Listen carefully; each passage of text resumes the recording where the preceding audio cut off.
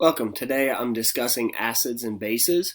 I'm going to cover some of the basics. We'll talk about molecular structure just a little bit. We've already covered that, so I don't need to spend a ton of time on it.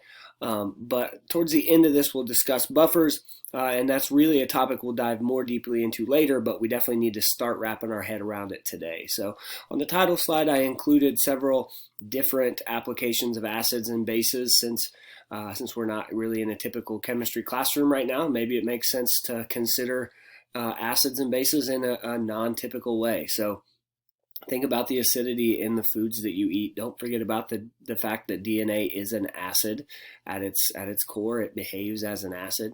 And then maybe you're somebody like me that deals with heartburn and chews on a lot of Tums, takes a lot of antacids and things like that. So think about how those would work.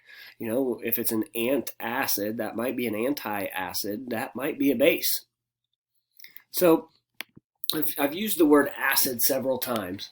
What do I mean by an acid? Well, let me shift my face over here as I talk. But we've got a couple of different definitions of acids here. Notice the one in red. That's the definition that we care most about here in AP Chemistry. That acids are something that acts as a proton donor. So if it can give hydrogen to something, then it's an acid. If it can receive hydrogen, then it's a base. Now, those other definitions aren't completely unrelated. They're definitely still in the ballpark.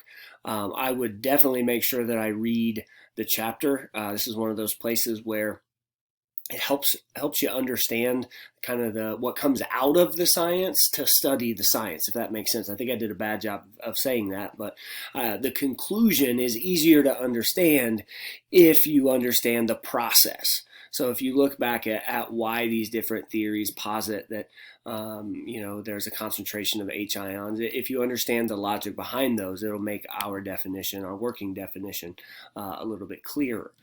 So dealing with strong acids and weak acids, strong bases, weak bases. So essentially the strength comes down to, does it ionize? If something completely ionizes in a solution, then we'll call it a strong acid or a strong base. If it doesn't, then it's weak. So strong, completely ionized, whether it's an acid or a base. Weak, doesn't completely ionize either way. So this list is obviously an incomplete list, but this shows all the strong acids and bases. If you notice, I'm sorry, it doesn't show all of them. It shows many of them. But if you notice, I bolded some of these, and then this column, all of these are group 1 and 2 hydroxides, meaning group 1 on the periodic table, hydroxide, group 2 on the periodic table, hydroxide. Then back to the bolds. So the bolded acids and all of the bases were explicitly mentioned in the course and exam document. So that means that we for sure need to recognize all of these as strong acids. Maybe not this one, but for sure all of these. And then we need to be able to recognize that any group 1 cation with a hydroxide is going to be a strong base. So weak acids, like I said, they partially ionize. Some of this stuff I just have so that it's on the screen for you. Move my face up here because we've already read that. So yeah, a solution, when you put a weak acid into solution, you're going to have an equilibrium because it's not going to completely ionize. So you think about the equilibrium constants we calculated in our last unit. We're going to call Ka the equilibrium constant of an acid. So notice here on this first bullet point, solution of weak acid involves equilibrium between an unionized acid and its conjugate base. We'll talk more about what a conjugate base is here in just like maybe 2 or 3 slides. But there's a balance here between the acid and the unionized acid. Again, I think it'll make more sense once we get to some examples. Equilibrium constant, like I said, is called Ka. Here's our equation for Ka. Should look really similar to what we saw in the last unit for those equilibrium constants. We add in pKa is the negative log of Ka. That's going to be true. pH is going to be the negative log of the hydrogen concentration. So that pH thing is going to come up repeatedly. The P notation is what I'm going for there. And then we can find the pH of a weak acid solution from the initial acid concentration in the pKa. So we've got that up here.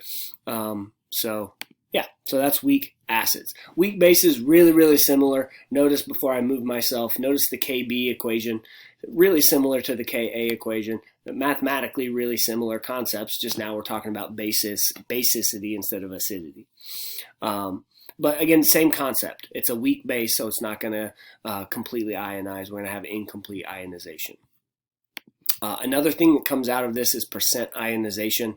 If you notice, I'm not including a lot of calculations in this presentation. This isn't that. This is more of a conceptual lecture, so trying to help you get the ideas behind these things. I think you can probably see in your head what these questions look like. Percent ionization, if you've got a pKa or a pKb and you've got an initial, you've kind of got a little number and a big number and you divide them and you make that a percentage. So that's probably not going to change your world when you see that math, but I definitely will get you some practice problems here in the very near future. So important idea, conjugates. So we've got an acid and a conjugate base. We'll call those conjugate pairs. So on the screen here, you see kind of the textbook definition.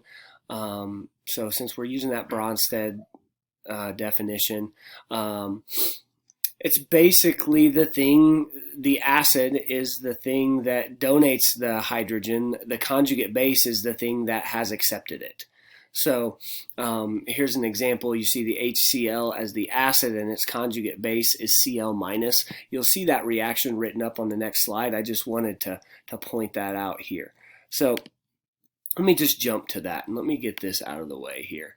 So we've got hydrochloric acid down here and this base, and something is happening. So what's happening in the course of the reaction is this proton, this hydrogen, is leaving the HCl and is joining the NH3. So in this case, hydrogen was the donor, NH3 was the acceptor. So our conjugate pairs, so our acid has now lost the H, so now its conjugate base is the anion without the hydrogen. Sometimes we've got an acid that's like H2SO4, and we'll see an H2 on this side and just an H over here. And that's a dead giveaway that we've lost an H. Over here we've accepted an H, so we call that a conjugate pair there. Another example on the top, I kind of mentioned this just a moment ago. So we've got a weak acid and a strong base.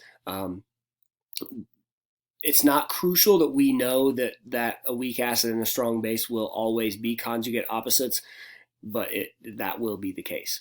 So we've got a weak acid and a strong base over here that are paired up. Notice all that happened between this acetic acid and this acetate is that the H was removed and shipped over to the H3O. So that's the idea behind a conjugate acid and base pair. I'm going to leave off there for this video. We'll pick up with pH on strong and weak acid base chemistry here in the next video.